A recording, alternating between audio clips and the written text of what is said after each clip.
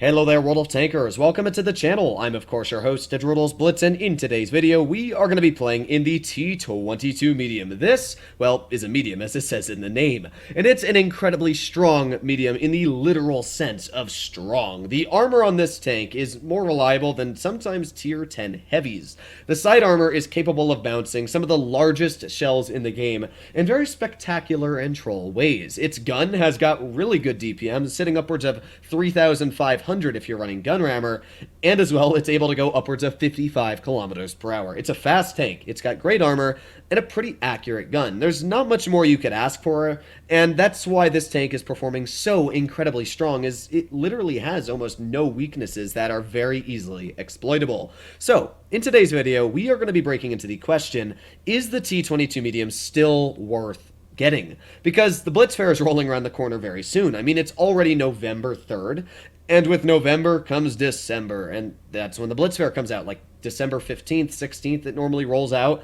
So when it does roll out, usually vehicles like the T22 medium hit the store. And I guarantee that this tank will definitely be available. Everybody wants to get their hands on a vehicle like this, and every year they come cheaper and cheaper. You might be able to get your hands on this tank with the gold boxes for around $20, which would be a steal in my personal opinion. So, as I said, is this tank still good? It's been in the game for like 4 years now. It's one of the original tier 10 collectors that's ever come out, and it's definitely gotten worse compared to maybe buffs on the M48 Patton, the T62A getting 7 degrees of gun depression, and vehicles like the E50M becoming incredibly strong. But that does not take away from this vehicle's strengths. And what are those? Well, as I said, the armor is definitely a big one. In fact, that's what makes the T22 the T22. Being a medium tank normally means, like the 62A, that you've got some big downsides for armor. I mean, hull down, it's strong, but if you load heat, you cut right through it. And especially with Cali, I mean, the turret cheeks are weak, the hull armor is quite poor, the sides are very easy to penetrate through. The T62A, while it can be troll on that turret, is not a vehicle I'd really say I struggle to penetrate. However, the T22 medium, well, look at that side armor. I mean, it's just a tomato. This tank has a boat-shaped triangular hull, as you can see. In fact, you can see that on the vehicle itself here. You can see it cut straight through all the way down, and then it angles at the bottom. The same here, and then it cuts through, and you can see it does it on Armor Inspector as well. So, the armor on the T22 is ridiculous. I mean, the sides, if you're loading heat, you can see just how thick they are. 400 millimeters at this angle. You gotta cut all the way to this angle before you can penetrate it with heat. And APCR still auto ricochets all day, every day. So yeah, the side armor is very, very troll. The frontal armor is actually the weakest spot. If you want to penetrate this tank, you shoot at the front. 230 thick, 220 on the lower plate. Even fully hull down, if you're loading heat, you cut right through this thing's upper plate. I mean, it's not the strongest on the front. So what I personally do when I drive this tank is I actually over-angle the sides like this to make it seem like the sides are going to be easier to penetrate than the actual front. But, well, as we know, it doesn't always work out like that. So we're going to see how the armor is actually able to perform. Now, statistically, the T22 medium is still the top performing medium at 58% compared to all the other vehicles here. Definitely still the king of tier 10. There are tanks like the Patton and the E50M that are as strong as it, in my personal opinion, and in certain scenarios, like hull down for the Patton, I actually think are stronger.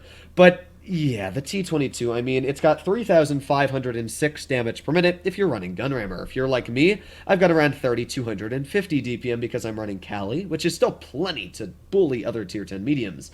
As we talked about, the armor is already incredible. I didn't even get into the turret armor, I almost forgot. I mean, if we look at this turret compared to the 62A turret, look at this weak spot and then this weak spot. I mean, it's night and day on the difference. The turret armor on this tank is ridiculously thick. I mean, I can easily and confidently sit in front of tier 10 heavies and even tank destroyers and quite comfortably bounce shells in the turret. Side scraping is ridiculous. It's just a stupid tank. And because of that, I still can't really knock the vehicle. I mean, look at this mobility. Easily up to 55. We're even breaking that 55 kilometer per hour mark going downhill here. There we go. Object 140 has been spotted. Let's get up this hill. Speed is key. I mean, people always say, what should I get? The 62A or the Object 140? And this combines both. It has not even both. It's just got everything going for it. I mean, I can side scrape this, over angle the sides, and probably get a bounce here. And while I'm getting a bounce, as you can see, I really don't even need to worry myself about penning him because he'll probably over-peak his tank every now and then. There you go. And again, we're getting bounces straight in the side because you can't pen the side. It's just stupid. We got a 50 TP off to the side over here. Let's get a nice shot into his track wheel. In fact, I'm going to put on my adrenaline, and we're going to see if we can perma-track this guy. So there's a... Oof, that did not go where I wanted it to. Well, let's try again. Can't really pen him with heat, but, well, oh, man, this gun, though. I will say, the gun's dispersion, while it doesn't seem very good here, is actually statistically pretty sound. It's .308, which makes it one of the more accurate Tier 10 mediums.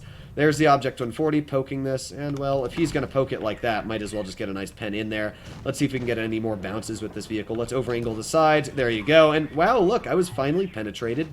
Not even in the front. Surprising. Again, I'm just going to over-angle the sides. Let's see if they try and shoot them. Come on, shoot my sides. Shoot him.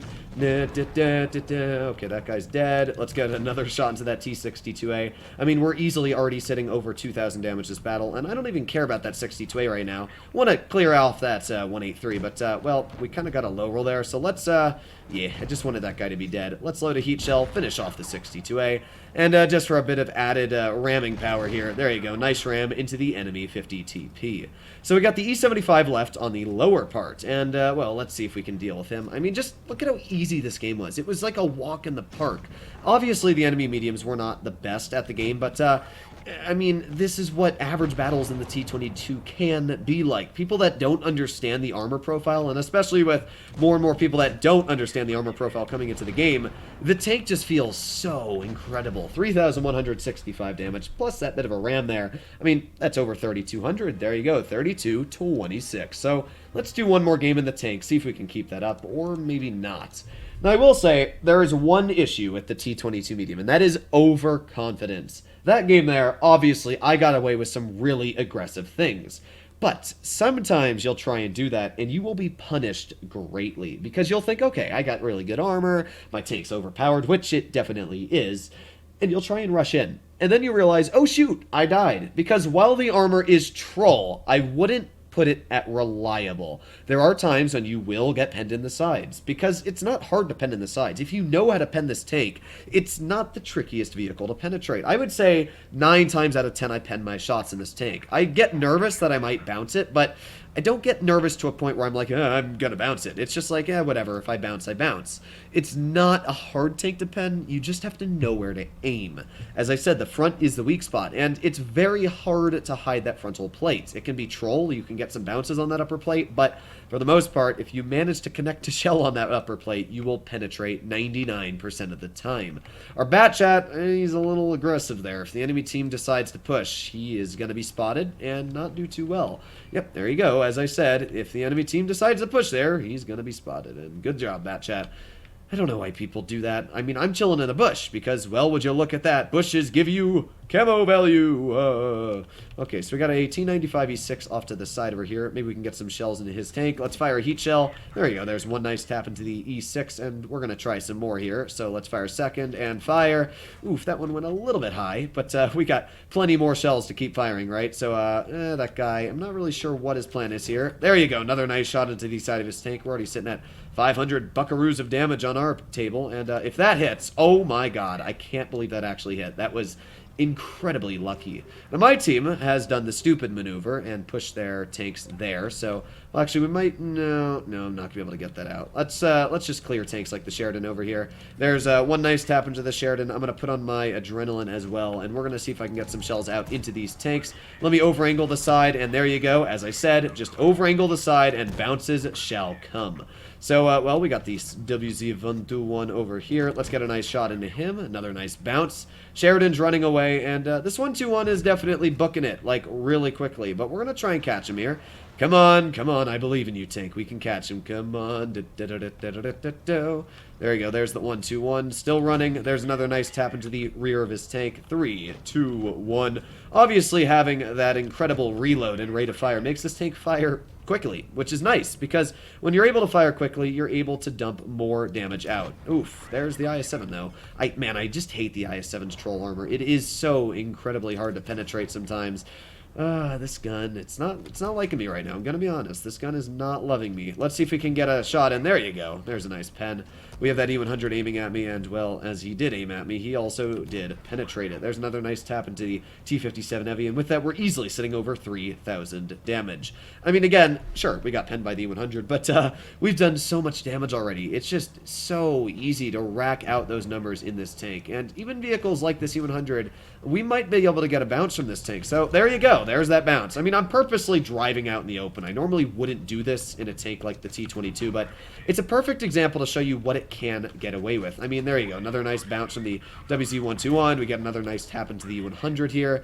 And, well, this guy, I'm not really sure what he's doing, but we're going to get another tap into him. We're already sitting at 4,400 damage this battle, and, well, there's another nice tap in, finishing him off. The E6 is going to ram my teammate, but, well, I'm just going to get some nice shots into him myself. So there you go. There's one nice tap, and this guy, he's obviously not enjoying my company all too much. There's two taps into him.